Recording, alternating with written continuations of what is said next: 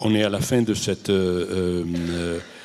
table ronde et il est maintenant le tour de Jean-Yves Durand, qui est le directeur du département des objets d'art du musée du Louvre, pour tirer des conclusions et commencer des questions à notre intervenant. Merci, bonjour à tous à mon tour. Conclusion est peut-être un peu fort, peut-être simplement suggérer des pistes de débat, puisque me revient le rôle, peut-être un peu périlleux, d'introduire maintenant le débat de cette table ronde. Nous avons entendu, vous l'avez tous senti je pense, beaucoup de choses extrêmement intéressantes. J'en profite d'ailleurs pour remercier chacun des auteurs de ces 5 présentations des projets de recherche du Louvre. Comme l'a rappelé Jean-Luc Martinez dans son introduction, plus de 230 projets sont actuellement lancés et en cours. Il en existe donc bien d'autres que ceux qui vous ont été présentés ce matin. Ces 5 présentations, toutefois, ont déjà abordé un nombre important de questions qui pourront alimenter notre table ronde et nourrir maintenant nos échanges sur collection, collectionnisme, collectionner. J'ai relevé personnellement plusieurs points. D'abord, comme toujours dans le cadre d'une recherche qui se déroule dans un musée, on est parti de l'objet, qu'il s'agisse d'une peinture, d'un dessin, d'archives, d'objets chronologiques ou autres. Nous sommes là avec les objets de collection et la collection en tant que telle, cet après-midi étant consacré à l'objet en tant que matérialité. Relever aussi l'importance des liens, ça a été dit à plusieurs reprises, et des partenariats qui font que cette recherche ne se trouve pas dans un contexte totalement isolé, au contraire, aussi bien avec les collectionneurs, et Louis-Antoine Prat en est un bel exemple, les donateurs, qu'avec de l'université, la Fondation Custodia, le CNRS, d'autres musées français et étrangers, l'INHA, l'École du Louvre, et j'en oublie sûrement. Nous avons 2 des présentations qui ont été faites ce matin montrent que ce sont des projets de recherche qui sont en lien avec des expositions. Exposition en cours, Campana, mais exposition très prochaine, Is de la Salle. Ce ne sont, et j'ai beaucoup aimé l'expression de l'un des intervenants, finalement que, pour l'instant, les 2 expositions, des points d'étude, des points d'avancement, mais aussi des points de départ. Je crois que c'est Laurent Husser qui l'a dit. Indépendamment donc du catalogue propre de l'exposition, qui représente déjà un état et une somme, il y a aussi des publications complémentaires qui vont suivre. 3 aussi des présentations ont parlé aussi de prolongement. Pour l'une avec les prolongements des bases, Internet, des bases accessibles aux chercheurs, des publications avec d'ailleurs un calendrier pour certaines. En même temps, comme l'a rappelé Stéphane Loire, la recherche ou ces projets de recherche s'inscrivent très exactement dans un caractère longanime de la recherche au Louvre. C'est exemplaire avec effectivement l'inventaire Napoléon, puisque ça date déjà d'un certain temps. 1 volume ou 2 ont été publiés, 3 vont être publiés avec un calendrier prochain. Et j'ai envie de poser une question très simple, c'est à quand les prochains volumes sur le reste des 17 volumes qui n'est pas encore envisagé?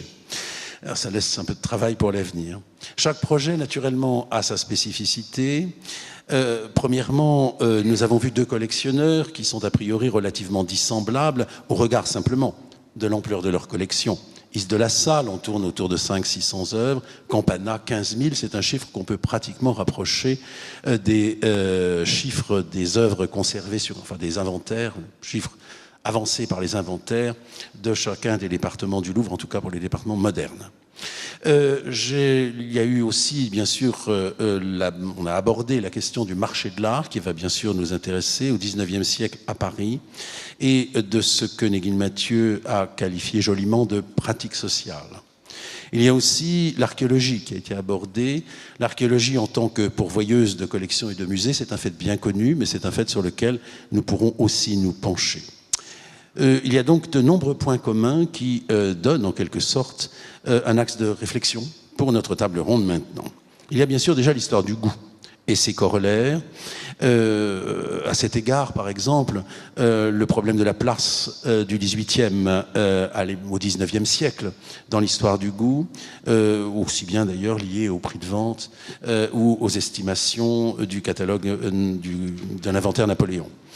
Il y a aussi les intentions des collectionneurs, qui sont souvent des moteurs extrêmement intéressants, et qui expliquent d'ailleurs que leur collection, comme on l'a dit à plusieurs reprises, est finie par enrichir très considérablement les musées, qu'il s'agisse de Is ou de Campana, avec chacun quand même une formation, un milieu social très différent. Is qui est un militaire, qui est légitimiste, qui est un officier mais aussi un gentleman, et dont la mère est une musicienne.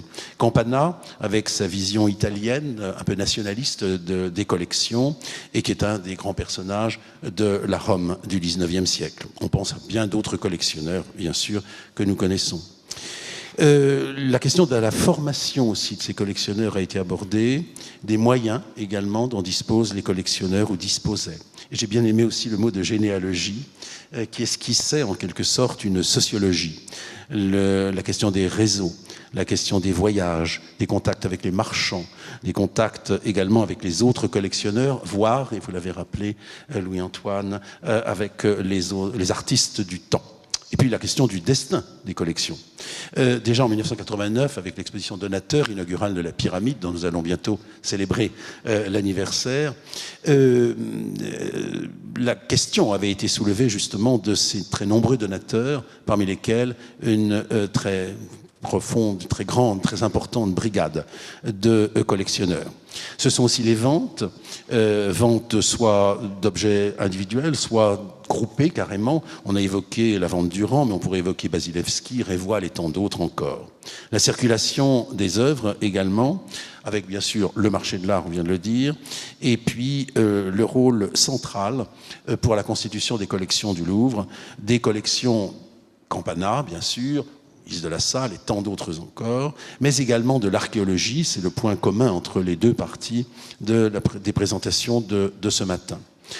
On a évoqué également un problème extrêmement intéressant qui est celui de la visibilité et de l'accès des collections, qu'elles soient privées d'ailleurs ou publiques.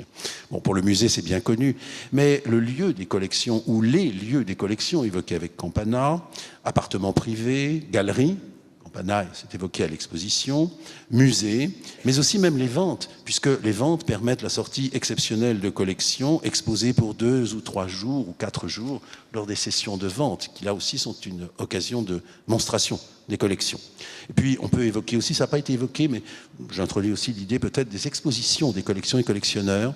Je pense à toutes ces expositions du 19e siècle, à Lyon en 1821, 22, 28, etc., encore en 1877, qui, à Lyon toujours, sont des expositions, il y en a plein ailleurs, destinées à célébrer une certaine forme de charité, qui sous ce prétexte-là, pour réunir quelques fonds, exposent des collections privées. C'est si utile pour nos recherches. Les 2 dernières interventions ont aussi souligné le rôle fondamental donc des fouilles et des partages, et que aussi le musée Napoléon en particulier était l'héritier non seulement des collections royales princières et celles des grandes abbayes au besoin, mais également de la circulation très intrigante et très exceptionnelle des œuvres dans la première moitié du XIXe siècle. J'ai bien aimé aussi, et je pense que c'est un axe de réflexion qui pourrait être envisagé, le rôle pionnier des collectionneurs dans certains domaines. Ça a été dit pour Campana à propos du catalogue de la sculpture antique, qui a en quelque sorte jeté les bases à une érudition plus moderne qui suivra. Mais on peut aussi signaler le rôle des collectionneurs privés, quelquefois un peu ingrats, qui se jettent sur un domaine un peu en déshérence. Peut-être parce que les prix, on peut y revenir, sont moindres que dans d'autres domaines, et qui d'un coup constituent une collection qui va venir par leur donation ou achetée par l'État, enrichir d'un domaine nouveau et lancer un nouveau domaine de l'érudition jusqu'alors négligé. Cela dit, j'en terminerai par là quand même, toutes les interventions ont montré un dénominateur commun, qui est celui de la passion. Le mot amour a d'ailleurs été prononcé, je crois. Nous n'avons pas évoqué Balzac, mais il aurait pu l'être. On a évoqué d'autres personnes, on a même vu Stendhal, qui est devenu rédacteur d'inventaire au Louvre un certain temps. Cet enthousiasme du collectionneur, cet enthousiasme du collectionnisme que partagent le collectionneur et le conservateur de musée, je pense, soit une passion discrète et feutrée, un peu comme Is de la Salle, soit au contraire beaucoup plus tapageuse, voire même boulimique. Là, évidemment, Campana est un exemple comme un archétype. Au risque même d'ailleurs de dérive, voire d'exaction, la passion a fini par conduire Campana devant la justice en 1857, si j'ai bien compris ce qui a été dit. On a évoqué les termes de législation également, ce qui est très important avec Laurent Homser, en même temps que le partage des fouilles et les changements intervenus depuis. On a cité pour Suse l'intervention des Pahlavis à cet égard. Et nous avons tous en tête aussi des exemples qui remontent à différentes époques, et on a tous en tête, ou du moins je pense une certaine partie d'entre nous, en tête les célèbres Vérines de Cicéron, racontant les exactions de Vérès et sur lesquelles on nous faisait travailler notre latin. Qui dit passion dit aussi, ou pose aussi le problème de la culture sous-jacente, mais aussi des moyens des collectionneurs. Par conséquent, il y a beaucoup de questions que nous avons abordées, ou de problèmes successifs. Il y en aura encore d'autres qui ont été abordés, je ne les ai probablement pas tous relevés. Mais on a la chance d'avoir aussi parmi nous un grand collectionneur qui est aussi un donateur, Louis-Antoine Prat, et je lui demanderai de manière très brièvement deux mots sur l'esprit d'un collectionneur, mais surtout s'il est d'accord ou pas avec le terme ou l'expression de profession reconnue qui a été utilisée pour un collectionneur. Je lui laisse, s'il veut bien, la parole. Non, je disais que si cette expression avait été employée, elle aurait pu s'appliquer à Is de la Salle, puisque pratiquement toute sa vie, il n'a fait que ça. Collectionner, il n'était pas historien d'art, il n'a pas écrit, il a collectionné et donné. Et il était aussi un passeur de connaissances, puisque tous les témoignages qu'on a sur lui disent qu'il aimait recevoir des visiteurs et leur montrer sa collection, échanger avec eux sur l'idée des attributions et autres. Maintenant, des collectionneurs professionnels, aujourd'hui, est-ce qu'il y en a? Alors, il y a des gens qui font profession de collectionner et qui montrent leur collection et qui font même profession de collectionner sur un plan financier extrêmement important, puisqu'ils érigent des fondations en France ou à l'étranger pour montrer leur collection. Mais la plupart des gens qui collectionnent, aujourd'hui comme dans le passé, sont des gens qui font autre chose en même temps. Hein, c'est pas des gens qui ne font que ça, en général. C'est là où Is de la Salle est un peu particulier. Et évidemment, ils ont plus ou moins de temps à consacrer à leur activité de collectionneur. Et on sait que le temps avec l'argent et les connaissances, c'est un des trois éléments déterminants de l'action de collectionner. On dirait qu'il faut sûrement y ajouter aussi une certaine capacité à prendre des risques. Il faut y ajouter une certaine part de hasard ou de chance ou de fortune, comme on disait dans l'Antiquité, mais non pas la fortune au sens argent, la fortune au sens du hasard, des bonnes ou des mauvaises rencontres. Et puis je dirais, ce qui fait aussi l'intérêt d'un collectionneur, c'est un peu d'avoir lui-même défini ce qu'il veut, ce qu'il fait. Il y a des gens qui vont simplement acheter par goût quelques objets comme ça pour les avoir autour d'eux. Mais il me semble que le vrai collectionneur, c'est celui qui se fixe des buts, qui petit à petit, c'est pas toujours au début, mais au bout d'un certain temps, il me semble qu'il faut se limiter. C'est ce qu'ont fait les frères Goncourt, par exemple, qui s'étaient limités dans l'idée d'abord de ne pas acheter de tableaux, ils ont acheté des dessins, pas de tableaux, et dans l'idée de se limiter au XVIIIe siècle français. Hein, voilà. Et puis, en fait, ils ont acheté autre chose, surtout Edmond, après la mort de Jules, ils ont s'est intéressé au japonisme et à beaucoup d'autres choses. Mais, en fait, c'est quand même une délimitation. Alors, les gens qui ont d'énormes fortunes, comme aujourd'hui le plus célèbre collectionneur du monde, aujourd'hui c'est Léon Black qui vit à New York et qui lui s'est entouré de choses très différentes, aussi bien d'énormes bronzes chinois que des antiques, que des tableaux impressionnistes, que des dizaines d'aquarelles de Schiele, que des Picasso, des Matisse et les plus beaux dessins qui restaient sur le marché, de Michel-Ange, de Léonard ou le cri de Munch, le pastel du cri de Munch qu'il a pu acheter il y a quelques années. Mais les collectionneurs à ce niveau-là, évidemment, il y en a très très peu. Alors on peut citer des familles de collectionneurs qui se sont entourés d'objets très différents. Il y a des familles célèbres comme les Rothschild, comme les David Weil. Et puis il y a eu des gens plus obsédés par une ou deux sortes d'objets, comme Frick, par exemple. Tout le monde connaît le musée Frick à New York, où il y a essentiellement des peintures, des bronzes. Morgan, le banquier Morgan, de son côté, lui a préféré les livres, les dessins, les bronzes également. Enfin, je veux dire, il me semble qu'un vrai collectionneur, à moins d'avoir des moyens extraordinaires, doit définir une direction. Oui, vous posez la bonne question avec la question effectivement des moyens. Enfin, Campagnard a utilisé lui-même des moyens qui sont très, très bien exposés, expliqués dans le catalogue, mais c'est évidemment une des questions fondamentales. À cet égard, d'ailleurs, il y a les grands collectionneurs que vous avez cités, mais de plus modestes collectionneurs, je pense par exemple à Alexandre-Charles Sauvageot, qui, deuxième prix du Conservatoire de musique, deuxième violon de l'opéra, etc., est censé avoir de tout petits moyens, mais qui quand même a acheté le fameux F de François Ier, un des grands chefs-d'œuvre de l'époque, en bois sculpté, disons début de la Renaissance, et déjà un peu... oui, enfin Moyen-Âge, prouve que quelquefois il peut y avoir des moyens. Mais c'est une bonne question parce qu'on n'est pas toujours au courant de leurs moyens. Enfin ça, les catalogues de vente, je pense, le donnent assez évidemment. Et puis aussi, je m'adresse à une question qui redouble la question du goût et de la définition du goût avec ces fameux prix. Parce que quand on voit quand même 1,5 million pour Raphaël, Poussin à 130 000, un David à 40 000 et un Watteau à 3 000 pour terminer avec un Chardin à 1 000, ça pose quand même quelques questions. Je vous passe la parole à l'un et l'autre. Ce sont les hiérarchies de l'époque, ce sont les hiérarchies de la fin du XVIIIe siècle. À la fin du XVIIIe siècle, les amateurs considéraient que l'art italien excédait tous les autres, que la peinture hollandaise, donc, qui avait été longtemps méprisée, était revenue donc, au premier plan du goût à la fin du XXe siècle, et c'est un phénomène beaucoup lié à l'essor du marché de l'art parisien à la fin du XXe siècle, mais par ailleurs, le XVIIIe siècle, le vrai XVIIIe siècle, celui de Watteau, de Boucher, du Fragonard, à la fin de l'Ancien Régime, il n'avait plus d'intérêt, c'est l'effet de l'essor du néoclassicisme, c'est l'effet aussi certainement c'est un des effets peut-être secondaires de la Révolution française, c'est-à-dire de ce grand mouvement qui voyait l'art du XVIIIe siècle comme un art de la Pompadour, un art des souverains, un art précieux, léger, sans profondeur, et qui n'avait donc plus de valeur. Donc ça explique peut-être que Watteau ou Chardin soient très mal considérés finalement à l'époque où on rédige l'inventaire Napoléon. Oui, alors c'est vrai que cette question des moyens évidemment se pose. On a vu la diversité d'actions des collectionneurs les plus modestes qui achètent régulièrement.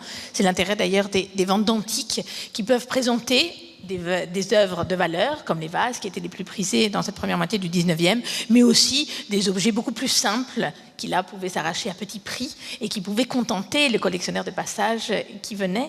Donc plusieurs types d'objets, plusieurs types de collections. Et on rejoint aussi ce qui est évoqué Louis-Antoine Prat, la nécessité est souvent des collectionneurs qui effectivement déterminent un type de collection. Pour les plus modestes, se contentent de peu, mais qui achètent régulièrement et qui sont quand même des acteurs et qui peuvent, en salle des ventes, participer au mouvement général, aux collections publiques, malgré des moyens modestes. Oui, pardon. Non, je voulais ajouter à cette question des prix des tableaux qu'on voit dans l'inventaire Napoléon, un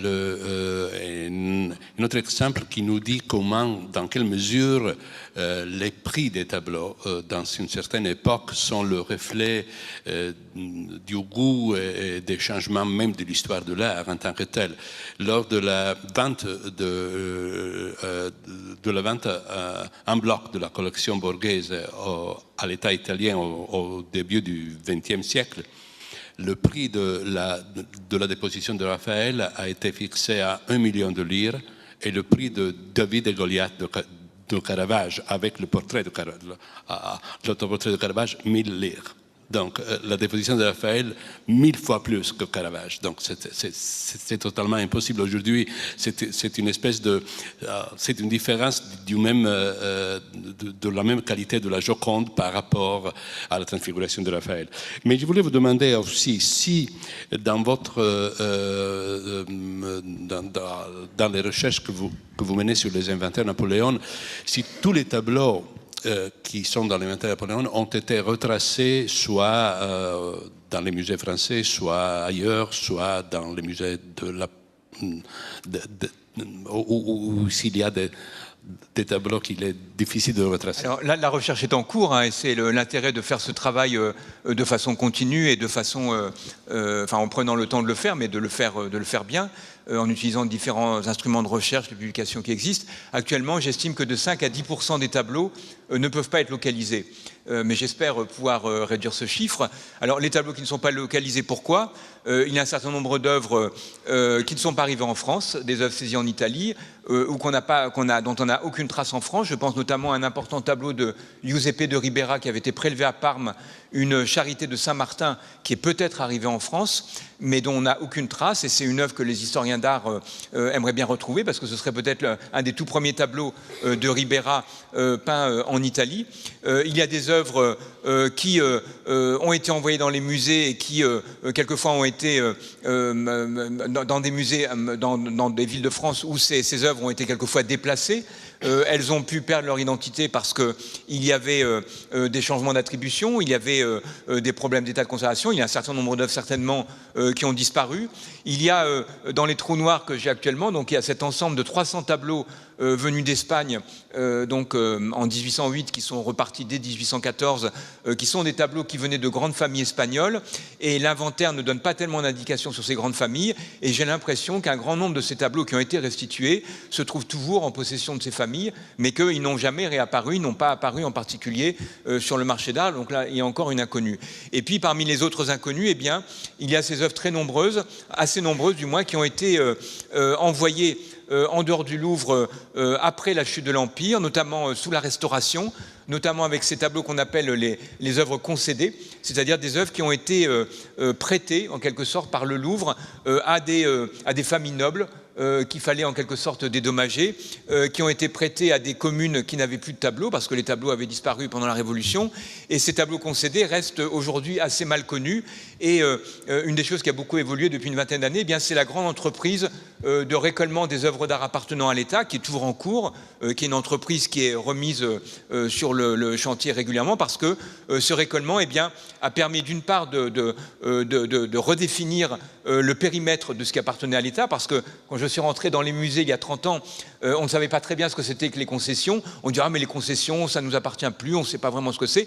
Et en fait, il y a eu, dans le cadre de l'organisation de ce grand récollement décidé vers 1996, eh bien, une redéfinition progressive de ce qui appartenait à l'État, et on s'est aperçu progressivement que ce qui était au départ un tout petit noyau d'œuvres, et on pensait bien sûr aux tableaux déposés par le Louvre dans des musées, c'est-à-dire 6000 tableaux, on s'est rendu compte qu'il y avait des ensembles d'œuvres bien plus nombreux. Aujourd'hui, le récollement, ça porte sur 200 ou 300 000 œuvres qui vont des tableaux à des objets en porcelaine de Sèvres qui ont quelquefois été un peu négligés dans les ambassades où ils avaient été utilisés pour les repas formels des ambassades. Donc ce périmètre du patrimoine appartenant à l'État s'est considérablement élargi.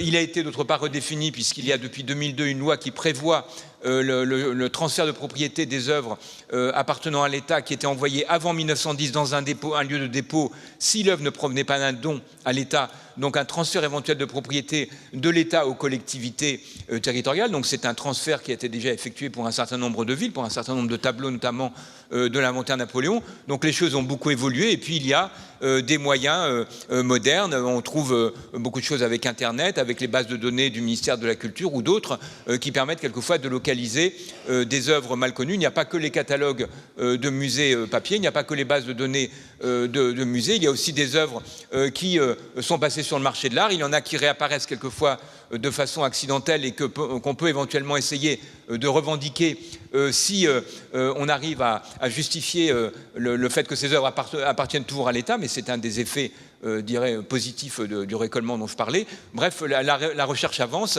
mais j'espère qu'à la fin, le nombre d'œuvres à retrouver sera très minime, et que dans la plupart des cas, on pourra simplement dire que ce sont des œuvres qui ont été détruites ou qui ont disparu pour des raisons bien identifiées. En filigrane, vous posez la question de l'identification qui, pour toute personne qui s'intéresse aux collections et au collectionnisme, en fait, etc., est une grave question. Alors, si j'ai bien compris, l'inventaire Napoléon, enfin, on le sait aussi grâce à la publication qui avait été faite pour les antiques et sculptures, dispose de notices bien faites, dimensions, descriptions, provenance, etc., ce qui est valable aussi pour les volumes concernant les objets de l'inventaire en question. En revanche, dans les catalogues de vente, et j'évoquerai ici la mémoire de Mme Marquier, qui avait offert au département des objets d'art tous les dépouillements qu'elle avait fait sur les ventes 19e objet d'art, Moyen-Âge et Renaissance uniquement. Qui, souvent, quand vous avez un plus bel ivoire de la plus belle époque, c'est quand même assez difficile à identifier. Et ça m'a frappé de voir des images, j'ai essayé de regarder, où on avait par exemple vase, alors il y en a un miraculeusement identifiable ou identifié, mais quand même pas mal. Est-ce que vous avez une idée de la proportion pour les catalogues de vente? Vous en arrivez, alors peut-être avec des tas de recoupements, mais quel espoir vous caressez?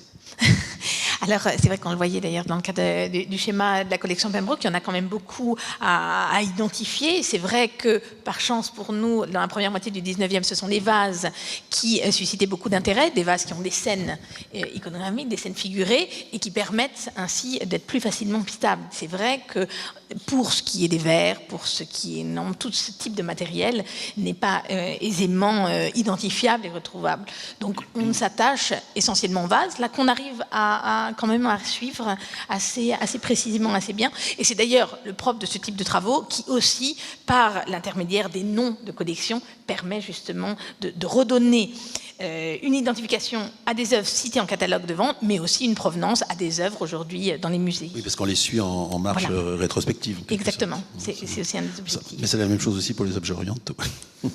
J'avais une autre question pour Negin Mathieu, c'est-à-dire dans le contexte que vous avez exploré, dans le contexte des ventes aux enchères, etc., quel est le rôle de la provenance pour les matériaux archéologiques? Car on sait que parfois la provenance était changée d'une façon tout à fait artificielle pour donner une provenance plus prestigieuse. Tout à fait. Oui. C'est vrai que c'est un sujet très important, effectivement. Merci pour cette question, qu'on peut suivre dans les catalogues de vente, qui sont une source essentielle de l'état des connaissances, mais qui sont quand même aussi des outils pour le marché, pour le marchand. Et effectivement, vous avez raison, il y a des provenances qui sont systématiquement données, vous le cherchez, avec une confusion progressive où la provenance désigne finalement un type de céramique, un type d'objet. Et c'est vrai qu'on a, comme ça, on peut avoir presque une je sais pas, coupe de Vulci de Cervetri. On a des provenances qui se juxtaposent les unes aux autres, avec, pour cette confusion, ce qu'on connaît pour les vases dans la première moitié du 19e, on va le retrouver pour les figurines en terre cuite, avec l'exemple de Tanagra, qui désigne aussi bien le lieu que le type d'objet. Pour le terre cuite, c'est normal de truquer la provenance. On peut poser la question pour Campanard, j'imagine. Une question justement, la question des rédacteurs de catalogues. Parce que tu as évoqué Jean De Witt, par exemple, exactement, qui est quelqu'un qui a passé sa carrière à rédiger des catalogues de vente et à acheter dans les ventes pour lesquelles il rédigeait des catalogues. Donc il était un peu des deux côtés de la barrière. On peut citer aussi Froner, par exemple, qui est pratiquement un professionnel de la rédaction de catalogues de vente et qui est aussi un collectionneur. Et un donateur. Donc sur les questions notamment de provenance, c'était des gens qui pouvaient être plus ou moins bien informés, mais il faudrait savoir aussi, et le sait-on, finalement les informations qu'ils avaient à disposition à chaque fois pour remonter la piste des objets. Alors c'est vrai qu'on voit cette proximité qui est aussi assez importante dans les ventes entre le rédacteur du catalogue, le collectionneur, le musée et le marchand, qui est aussi un lieu de circulation des connaissances et d'expertise qui se met en place. Et De Witt est un bon exemple pour être un de ceux étudiés aujourd'hui par Magne Léonard qui va faire évoluer la rédaction du catalogue de vente en étant plus précis. C'est aussi une évolution pour moi, puisque au début les catalogues de vente sont classés iconographiquement. Et la question des provenances va être de plus en plus importante parce qu'on s'y attache, parce qu'on a des éléments. Mais, et c'est l'enjeu aussi de cette recherche de retourner à la provenance, c'est vrai que les données, à un moment donné, sont quand même de seconde main, ce repère, et c'est la question stylistique qui fait revenir à la provenance, et pas la provenance réelle de découverte. Ça pose aussi la question des réseaux, entre guillemets. Si j'ai bien compris, le marché parisien était à l'époque capital et dominant sur le plan européen et même mondial. Mais il y a aussi la question des prête-noms, des rabatteurs, en fait, etc. Et par exemple, des noms qui apparaissent très fréquemment dans certains catalogues de vente. Alors là, je pense à la collection Révoil, par exemple, où il y a des choses qui viennent d'un certain... Il était en correspondance avec un certain Van Horn, dont on ne sait pas trop grand-chose, enfin en tout cas moi, ce genre de choses sur les réseaux entre Et effectivement, on a, nous aussi, un certain nombre de figures qui ne sont pas identifiées. Il y a, au cours du 19e, une présence de plus en plus importante des intermédiaires. Et c'est aussi justement un des objectifs de réussir à tracer cette communauté pour comprendre la fonction des uns et des autres, croiser les archives. C'est vrai que les procès-verbaux sont une source importante parce que le monde des collectionneurs est un monde pour lequel on manque d'archives, des archives privées essentiellement qui ne nous sont pas toujours venues. Les intentions des collectionneurs ne sont souvent pas connues, et aussi des acheteurs et des marchands. Donc là, on est à la recherche de collectionneurs, d'archives et de données. C'est vrai aussi de la manière dont les annotations sont portées parfois sur les catalogues de vente. On en a parlé un petit peu avec Laurence Linares précédemment. Le fait que j'ai l'impression que les catalogues de vente antiques ne sont pas très précisément annotés, juste un nom, alors que dans certains cas, il y a peut-être davantage d'indications sur le rôle des uns et des autres et des intermédiaires en particulier. Et j'ai une autre question pour Laurent Omesser au sujet de la collection Campana. J'ai été frappé en visitant cette magnifique exposition il y a quelques jours, lundi, par le caractère relativement avancé du goût, de la culture du marquis Campana par rapport aux autres collections qui ont été formées dans la même ville, dans la même Rome, qui était encore pontificale, qui était encore dans les états du pape à la même époque. Donc, parmi ces caractères plutôt avancés par rapport aux autres collections, je crois qu'il y a même un usage relativement nouveau de la photographie. Qui était, on a préféré longtemps le dessin pour des raisons historiques. Probablement le premier ouvrage archéologique qui a été complètement illustré par les photographies, c'était le Meisterwerk de Furtwängler. L'usage de la photographie par Campana et Gigli et après dans le catalogue du musée Torlonia. Donc, est-ce que vous pouvez nous dire quelque chose en plus de ça? Oui, on pourrait presque faire autour de Campana, pas seulement Campana lui-même, mais autour de Campana, une histoire des relations entre photographie et œuvre d'art, photographie et collection. On voit très bien que Campana était très sensible aux questions techniques. J'ai dit que déjà dans la reproduction, par exemple dans les lithographies, pour les antiquéopérines plastiques, il avait déjà un niveau de qualité, un niveau d'exigence très élevé. Et on voit bien qu'il s'empare dès le début des années 1850 du nouveau médium qu'est la photographie. Et effectivement, on a aussi des indications sur ses liens avec les photographes, sur son intérêt pour la photographie. Il avait des traités de photographie dans sa bibliothèque. On a la chance, c'est aussi important pour un collectionneur de connaître effectivement sa formation, son monde intellectuel. On a la chance d'avoir le catalogue de sa bibliothèque, puisque sa bibliothèque a été vendue, a été dispersée. Donc on a le catalogue de vente, cette fois-ci de la bibliothèque Campana. Et donc on voit cet intérêt qui apparaît également dans les correspondances de Campana pour la photographie. Effectivement, il a ce caractère très neuf de vouloir documenter par des photographies, notamment ces marbres, mais pas seulement. Donc les réserves, les espaces également qu'il a aménagés, donc de conserver cette trace-là. Et il fait appel notamment à Pietro Dovizielli, à Giacomo Caneva, donc tous ces grands photographes de la première grande saison de la photographie à Rome. Et ça apparaît effectivement dans l'exposition aussi pour la collection de Gigli, cette collection de sculptures qui finit par connaître le même sort que la collection Campana. Et Gigli avait fait reproduire dans un premier ouvrage, là aussi un ouvrage novateur, une publication de sa collection sous forme de photographie, publiée, éditée par Migliarini, et pour lequel justement il avait envoyé sa collection à Rome pour faire compléter les photos par Dovizielli sur le conseil de Campana. Donc il y a cet usage effectivement tout à fait important de la photographie chez Campana. J'ajouterais qu'à la réception également, c'est ça qui est intéressant, quand la collection Campana est arrivée en France, et notamment au musée Napoléon III, la collection Campana fait l'objet d'une couverture photographique systématique. Donc on connaît des centaines de photographies de la collection Campana en 1862, par Louise Lafont, par Charles Marville, ensuite par Baldus.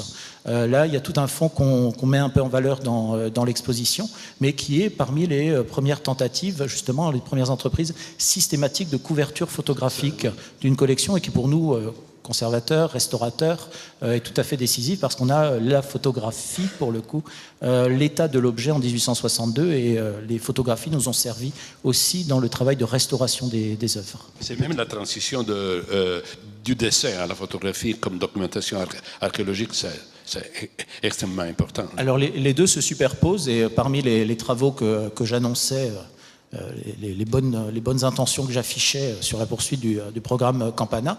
Parmi les fonds d'archives, justement, il y a l'étude des archives figurées, la documentation graphique et photographique. Et un exemple aussi intéressant, c'est ce qui s'est passé à Rome au moment de l'arrestation de Campana. Une fois que la collection a été saisie et qu'on savait qu'elle allait partir, l'Institut de correspondance archéologique, notamment Heinrich Brunn, a pris soin de faire des campagnes de dessin. Donc là, on revenait de la tradition de l'Institut de correspondance archéologique, des campagnes de dessin systématiques de la collection Campana.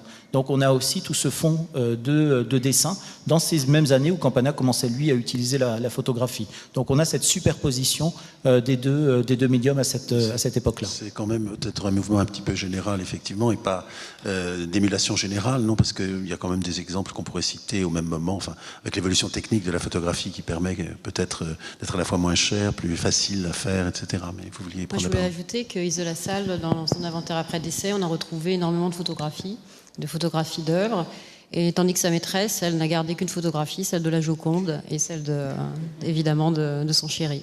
Le fait est amusant. Mais c'est vrai qu'avant 1856, le problème de la photographie se pose évidemment de manière, bon, on a évoqué Marville ou des gens comme ça, mais de manière moins aiguë, mais qu'apparaît 1856, et en particulier sous le Second Empire, la photographie se multiplie pour les collectionneurs et remplace la gravure ou même le dessin. Même si par ailleurs on a des carnets de visites d'exposition avec des dessins en marge qui sont extrêmement utiles. Bon, j'avais encore une question pour Negin Mathieu. J'ai beaucoup aimé le modèle de l'arbre généalogique des collections. Je crois que c'est, au point de vue, c'est quelque chose qu'il faudrait... je ne sais pas si vous avez été la première à utiliser ce modèle pour l'histoire des collections, pour l'histoire. Parce que pour chaque objet, on pourrait faire un arbre, on pourrait dresser un arbre généalogique de son histoire. Donc, il est quand même possible de théoriser la méthode pour créer des arbres généalogiques. C'est vous qui avez commencé cette pratique. Alors, c'est effectivement l'initiative d'ADCRG de l'avoir dessiné. En tout cas, ça correspond bien à l'objectif du programme, d'effectivement de tracer. C'est vrai qu'on utilise parfois plus le terme de tracer, de pédigrer, où on passe de l'un à l'autre. Là, c'est la question de la dispersion aussi d'une collection qui donne naissance à cet arbre généalogique. Comment une collection est réunie à un moment donné, se disperse, en nourrit d'autres, passe de main en main. En tout cas, c'est quelque chose qu'on voudrait développer. Donc, c'est un modèle qu'on est content de vous avoir montré et pouvoir présenter et de pouvoir développer pour évoquer aussi cette question de circulation des œuvres ou de famille qui va avec le terme de généalogie, la question de la famille qu'on vient d'évoquer ou que d'autres aussi ont pu évoquer. Non, une question peut-être pour mon voisin à propos de Roland de Mecnem, par rapport à Jacques de Morgan qui a été évoqué, qui intéresse aussi les gens de Saint-Germain-en-Laye pour les collections, pour les questions et collections que vous connaissez bien. Il se situe un petit peu comment par rapport à l'étiage de son époque? Je veux dire, vous avez fait allusion à sa formation qui est assez particulière, les archéologues du temps, des formations, bon. Et en même temps, on a un peu l'impression qu'ils sont un peu intermédiaires entre le collectionneur, puisqu'ils fouillent et collectionnent un peu pour eux-mêmes, constituent les collections pour les musées ou les instituts dont ils dépendent. Enfin, question. Alors Mecnem lui-même n'était pas collectionneur, il dirigeait les fouilles de Suse. Jacques de Morgan avait peut-être un rapport un petit peu plus ambigu vis-à-vis des découvertes qu'il faisait à Suse, puisque en dépit des accords existants et de ces accords franco-iraniens déclarant propriété de la France les découvertes de Suse, c'est vrai que Jacques de Morgan a peut-être eu un peu tendance à se sentir le propriétaire de ces collections, qu'il a parfois envoyé à d'autres institutions que le Louvre qui en était donc le bénéficiaire. Donc c'est en partie pour cette raison que des découvertes faites à Suse à l'époque de Jacques de Morgan se trouvent au Musée national d'archéologie à Saint-Germain-en-Laye, ou que des collections, alors là non pas archéologiques, mais plutôt géologiques, de fossiles, d'invertébrés, puisque Jacques de Morgan avait souhaité mener des recherches pluridisciplinaires donc à Suse et dans la région, ont atterri à l'École des Mines, au Muséum d'Histoire naturelle et dans d'autres institutions françaises. Plus étrangement, Jacques de Morgan a aussi fait don de certaines des découvertes qu'il avait faites à Suse, notamment au Danemark, au Musée national de Copenhague, ou au Musée de l'Ermitage, où se trouve également une petite collection. Mais voilà, lui-même n'était pas non plus collectionneur, mais c'est vrai qu'il avait peut-être un rapport, voilà, ça dépend aussi ce rapport particulier avec les découvertes qu'il faisait sur le site. Des relations aussi avec les collègues étrangers. Enfin, le baron de Baye, par exemple, est bien connu pour avoir non seulement donné à plein d'institutions françaises, mais également étrangères, en particulier au musée historique de Moscou, par exemple, où il a donné des choses provenant de Crimée, de Kherson notamment, ou d'autres encore, par exemple. Enfin, ça dépend aussi de leurs relations, parce que là on évoque de nouveau la question des réseaux et au besoin d'ailleurs de leurs moyens, puisque bon, le baron de Baye avait quand même quelques moyens financiers, tout cela se recoupant et se touchant en quelque sorte.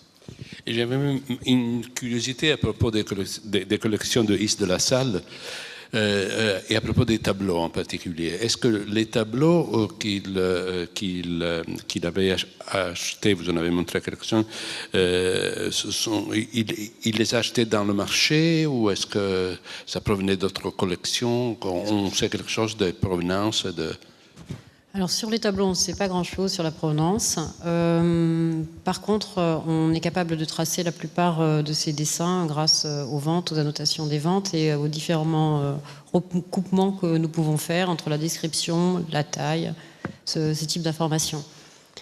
Pour les tableaux, c'est extrêmement compliqué, mais je pense qu'une étude pourrait être menée puisqu'il n'y a que 80 unités connues à ce jour. Une 21 sont rentrées au Louvre, donc 21 œuvres au Louvre, et le reste est passé sur le marché de l'art. Une partie donc est revenue à sa maîtresse, et une autre partie a été vendue dans une vente à Londres. Donc là-dessus, il faudrait faire plus de recherches, mais je crois on pourrait plus facilement vous répondre sur la provenance des dessins, qui est notre spécialité, à lui, Antoine et moi-même. Ça reste variable en fonction des collectionneurs. Certains nous ont laissé des documentations impressionnantes et d'autres, malheureusement, ont été un peu rechuns en la matière. Tout à fait, mais en plus, comme Louis-Antoine l'a évoqué, nous, pour les dessins, nous avons la chance d'avoir souvent des marques de collection qui nous aident drôlement dans nos recherches et qui nous permettent, en tout cas, d'aller dans un sens pour retrouver ces provenances. Il n'a pas laissé de carnet, par exemple, d'entrée, des choses comme ça. Révoil, par exemple, on a des petites fiches au département des objets d'art. Pour Sauvageot, son livre d'entrée, où il barre, il raye les choses qu'il offre, dont il se défait, ce qui donne d'ailleurs une idée du changement de sa collection au cours des temps, par exemple. Ou Basile de Schlichting, par exemple, qui donne quelques notes, quelquefois, etc. Et puis d'autres qui ont une correspondance, je pense à Schlumberger par exemple, qui a une énorme correspondance conservée en partie à l'Institut, où il y a des tas de renseignements mondains, mais souvent un peu décevants sur l'origine de certains objets, par exemple. Enfin, c'est extrêmement variable. Et Is, il n'y a pas. Non, Is, aucun écrit, nous n'avons retrouvé aucun écrit, mais nous sommes persuadés qu'il y en avait. Mais ces papiers ont forcément disparu après l'héritage. Donc une partie de son héritage passe à son neveu Périgny, et là nous avons quelques problèmes pour retrouver ces documents-là. Et pour en revenir à Suse pour un moment, étant donné l'état des lieux dont vous avez parlé, et le fait que la collection du Louvre est la collection iranienne la plus grande en dehors du Musée national de l'Iran, et que jusqu'à 1930, la loi iranienne permettait de transférer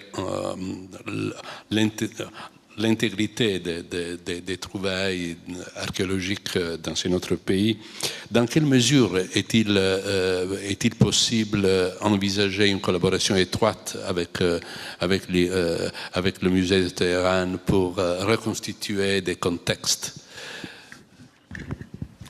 Alors effectivement, c'est une question qui se pose et qui est déjà à laquelle on peut déjà apporter un certain nombre de réponses. Et en l'occurrence, le Louvre a relancé une coopération étroite avec le Musée national de Téhéran qui vise justement à favoriser ce travail, qu'il soit mené par des chercheurs français, des chercheurs iraniens ou même par des chercheurs issus des deux parties ou d'autres parties travaillant sur ces collections-là, et pour favoriser effectivement l'accès à ces collections. Alors pour les fouilles les plus anciennes qui se trouvent au musée du Louvre et puis pour les fouilles les plus récentes qui se trouvent partagées entre Paris et Téhéran, et donc pour favoriser une étude complète du corpus qui aujourd'hui physiquement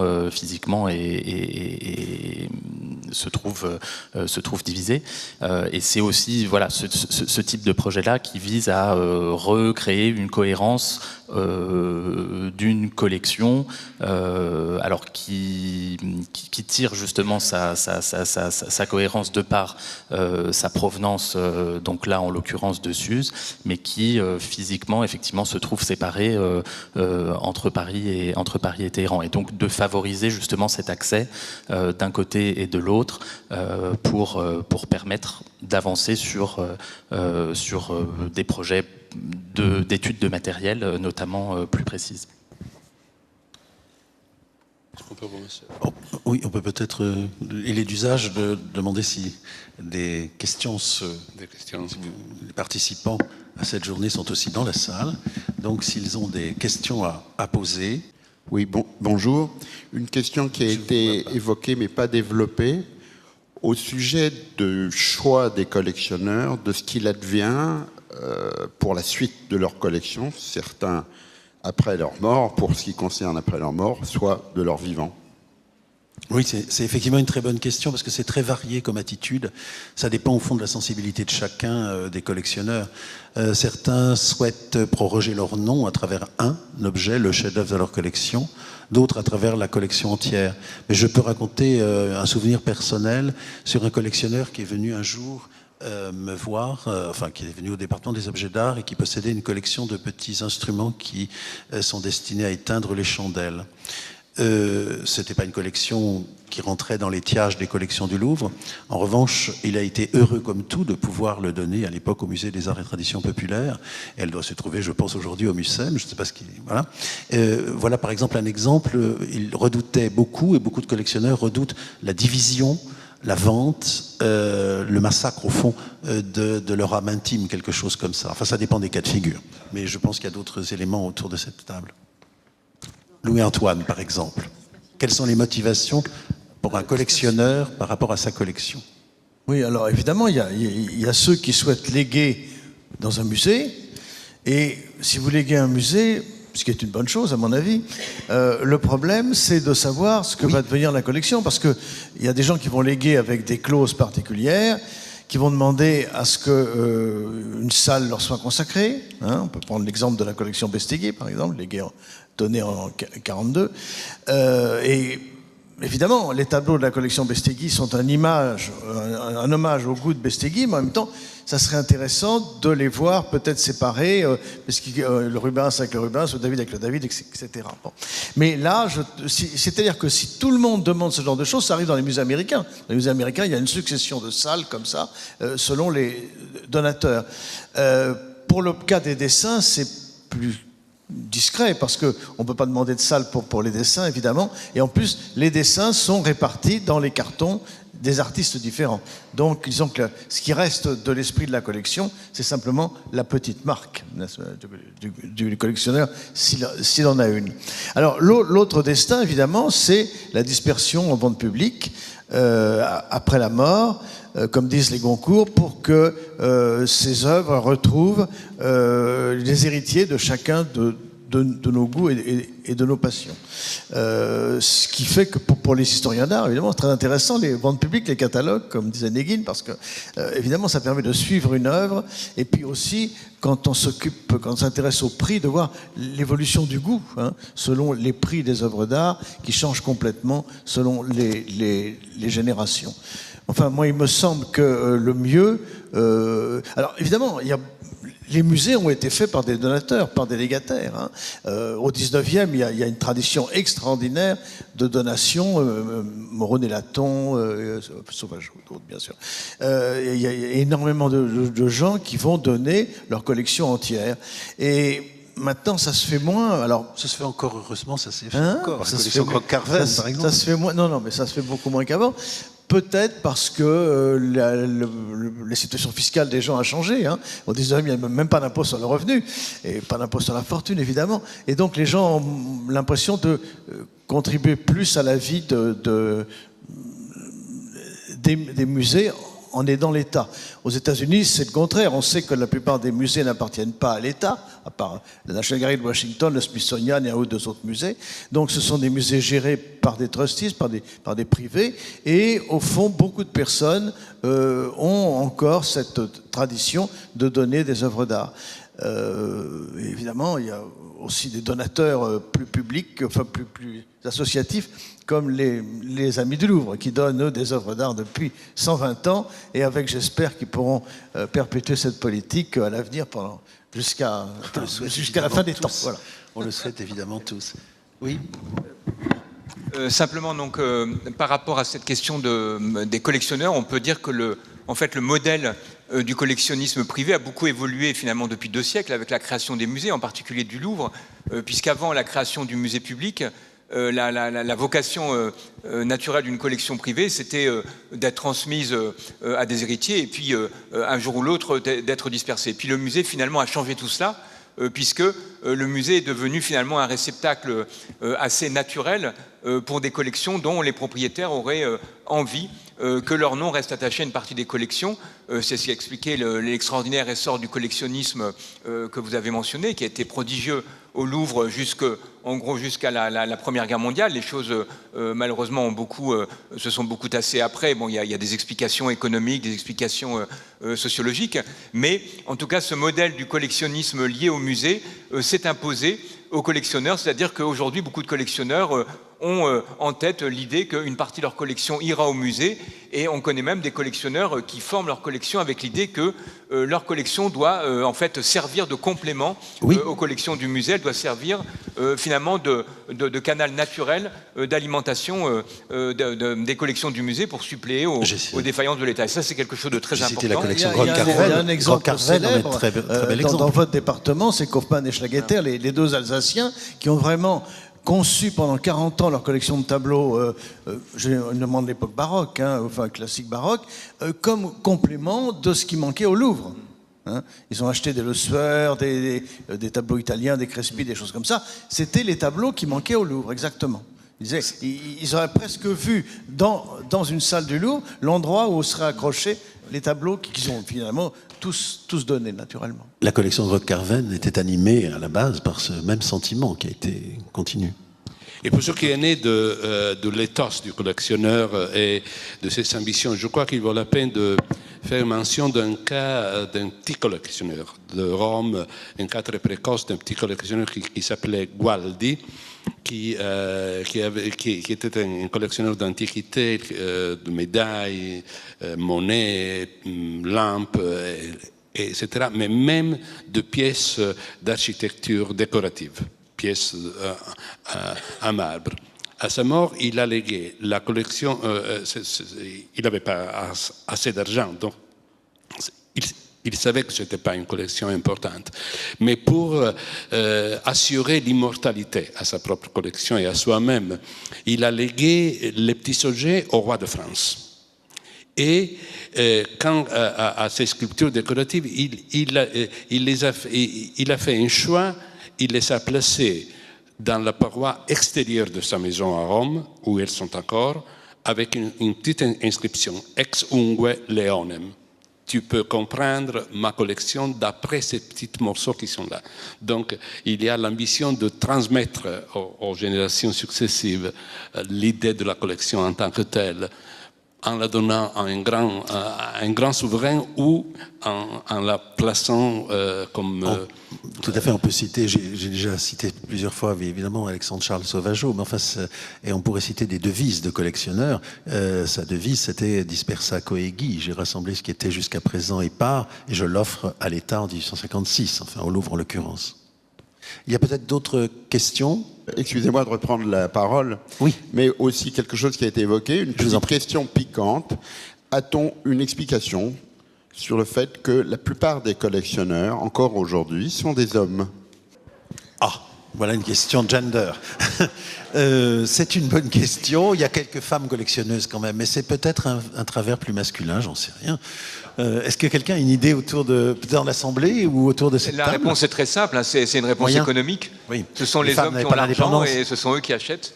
Enfin, cela dit, il y a eu quand même quelques cas d'impératrices russes. Non, mais je dis pas que c'est quelque chose qui est c'est un fait qu'il faut constater. Oui. Et puis il y a eu des exemples célèbres. Enfin, l'impératrice de Russie, Catherine II, était un collectionneur invétéré, ou Catherine de Médicis ou d'autres. Enfin bref, il y a eu des femmes collectionneurs. Mais dans le pardon de cette facétie de ma part, il y a eu aussi des femmes collectionneurs au niveau, effectivement, la question de l'indépendance financière des femmes pose problème, effectivement. Enfin, bon, il y a quand même la baronne de Rothschild, qui a été quand même un des grands collectionneurs. Pardon? Elle avait de l'argent. Oui, mais elle avait un préciput, enfin, elle pouvait s'en servir, effectivement. Alors, ce qui est intéressant, effectivement, dans la continuité de ce qui vient d'être dit, c'est que la collectionneuse qu'on connaît dans les ventes de la première moitié du 19e, c'est une cantatrice, une chanteuse lyrique, une figure indépendante, Mainvielle Fodor.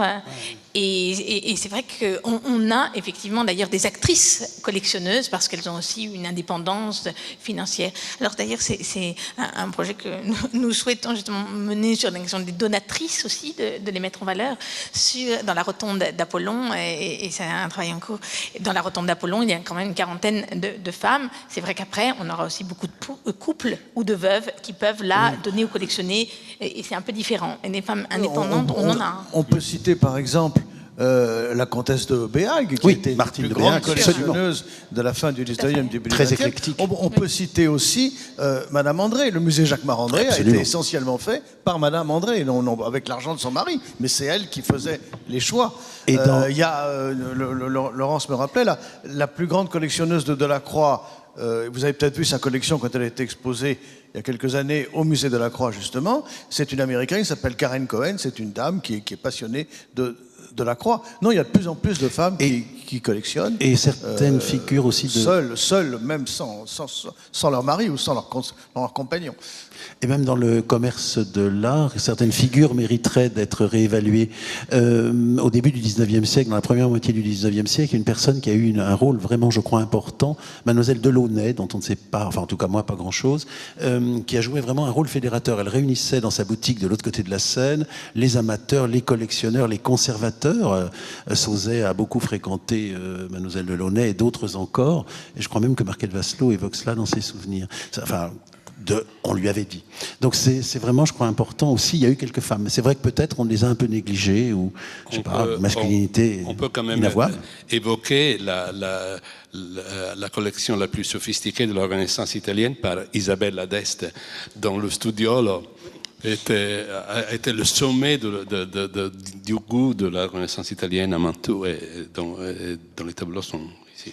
Il y a aussi des marchandes et des expertes. Et il y aura à la fin du 19e siècle Madame Serrure, qui officiera à la salle de Rouault, qui était d'ailleurs liée à Rodin, enfin qui a été souvent dans les ventes où Rodin a pu acquérir. Mais c'est vrai que dans la presse qui relate les ventes de vente, elle est citée en tant que femme et souvent décrite en tant que telle comme une singularité et dont les particularités. Et donc il y a des commentaires qui disent « c'est pas mal aussi une femme, la voix d'une femme » qui commente cet événement, mais elle a tout à fait sa place. Bien, est-ce qu'il y a encore des questions? Ou peut-être, monsieur, en avez-vous encore En fait, ce n'est pas vraiment une question, c'était pour rebondir sur ce que vous avez dit sur la dispersion des collections. Et je voulais juste citer les collections d'artistes, comme celle de Rodin, de Bourdelle, par exemple, qui, elles, enfin, pour le cas de Rodin, il y a eu vraiment une volonté de l'artiste de conserver œuvre et collection ensemble. Donc il y a ce rapport entre l'œuvre ou l'activité du collectionneur, l'autre activité et le fait de collectionner. Et pour Bourdelle aussi, on peut voir la collection au musée Bourdelle. Et puis le cas d'autres artistes où en fait, je pensais par exemple à Henry Moore, à Pérégrine, où la collection est restée dans la famille et ne fait pas partie de ce qui a été donné pour la fondation. Enfin, en tout cas, dans un premier temps. Et une partie a été aussi dispersée en vente publique. Donc il y a des exemples très différents, mais aussi intéressants de cette espèce de binôme entre œuvre de l'artiste et collection d'antiques ou de peintures ou d'autres choses. Oui, en même temps aussi, étudier les collectionneurs et les collections, ce qui est fondamental évidemment pour nos métiers, c'est aussi quelque part leur rendre hommage, car sans eux, 3 points de suspension. Je saisirai volontiers ce mot comme mot de la fin, si vous m'y autorisez, en remerciant bien sûr tous ceux qui sont intervenus et qui, je crois, ont permis de développer des thèmes extrêmement intéressants qui mériteraient beaucoup de prolongement, mais je pense que toutes les publications qui ont été annoncées le feront. Et remercier évidemment tous les participants dans la salle qui sont ici. Et le rendez-vous est donc au début de l'après-midi pour la suite de cette journée. Merci à tous. Bonne journée.